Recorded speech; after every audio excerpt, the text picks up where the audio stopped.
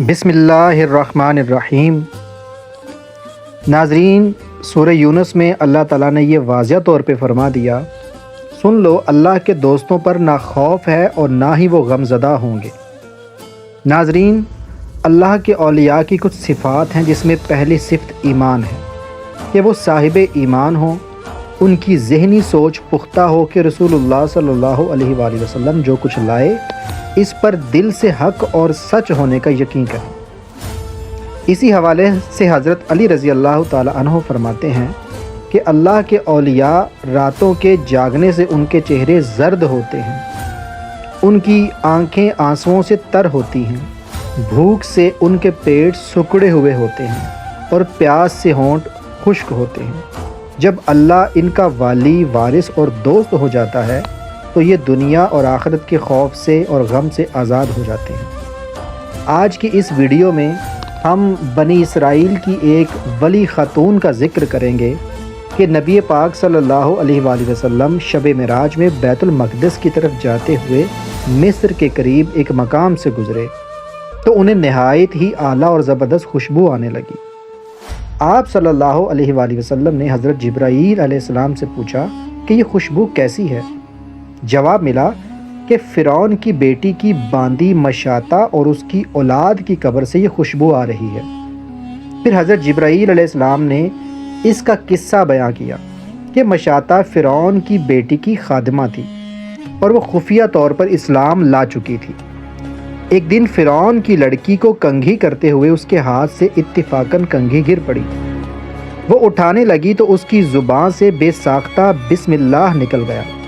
اس پر شہزادی نے کہا، تو نے آج عجیب کلمہ بولا، رب تو میرا باپ فرعون ہے، تو پھر تم یہ کس کا نام لیتی ہو؟ اس نے جواب دیا، فرعون رب نہیں بلکہ رب وہ اللہ ہے جو مجھے اور تجھے اور خود فرعون کو روزی دیتا ہے۔ شہزادی نے کہا، اچھا تو تو میرے باپ کے سوا کسی اور کو اپنا رب مانتی ہے؟ اس نے جواب دیا، ہاں، میرا، تیرا اور تیرے باپ کا سب کا رب اللہ ہے۔ شہزادی نے اپنے باپ سے کہا تو وہ سخت غضبناک ہوا۔ اسی وقت اس نے اس باندی کو بلایا اور کہا، کیا تو میرے سوا کسی اور کو اپنا رب مانتی ہے؟ اس نے کہا، میرا اور تیرا رب اللہ تعالیٰ ہی ہے جو بلندیوں اور بزرگی والا ہے۔ فرعون نے اسی وقت حکم دیا کہ تانبے کی جو گائے بنی ہوئی ہے اس کو خوب تپایا جائے۔ جب وہ بالکل آگ جیسی ہو جائے تو اس کے بچوں کو ایک ایک کر کے اس میں ڈال دیا جائے، آخر میں خود اسے بھی اس میں ڈال دیا جائے۔ چنانچہ جب وہ گائے گرم ہو گئی، جب آگ جیسی ہو گئی تو حکم دیا کہ اس کے بچے کو ایک ایک کر کے اس میں ڈالو۔